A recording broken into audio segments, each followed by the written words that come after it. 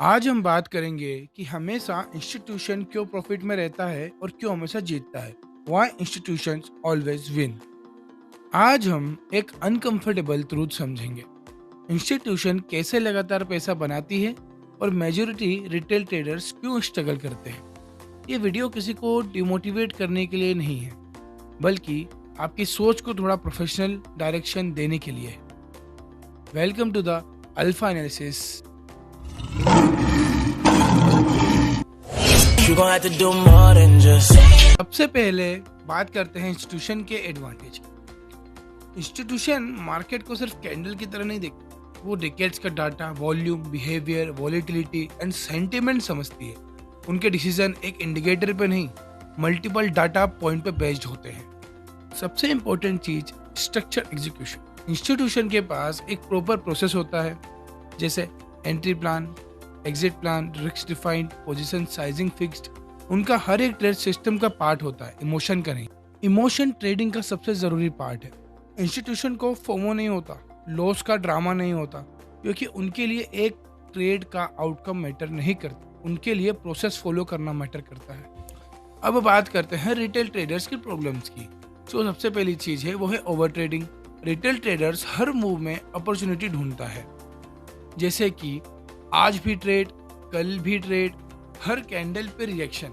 जितना ज्यादा ट्रेड उतना ज्यादा इमोशनल प्रेशर। अब आते हैं अपन सेकंड पॉइंट पे, फियर एंड ग्रीड, मतलब डर और लालच। लॉस आता है तो फियर, प्रॉफिट आता है तो ग्रीड। फियर एसएल के पास ले जाता है, ग्रीड टारगेट को दूर भगा देती है। अब आते हैं अपन थर्ड पॉइंट पे, नो ट्रेडिंग प्लान। ज्यादातर रिटेल ट्रेडर्स के पास लिखा हुआ ट्रेडिंग प्लान ही नहीं होता। प्लान के बिना ट्रेडिंग सिर्फ गेसिंग से होती है। आते हैं सबसे इंपॉर्टेंट पॉइंट पे, इंस्टीट्यूशन हर ट्रेड में नहीं जीतती। ये एक मिथ है। डिफरेंस ये है कि वो हारने के बाद भी कंट्रोल में रहती है।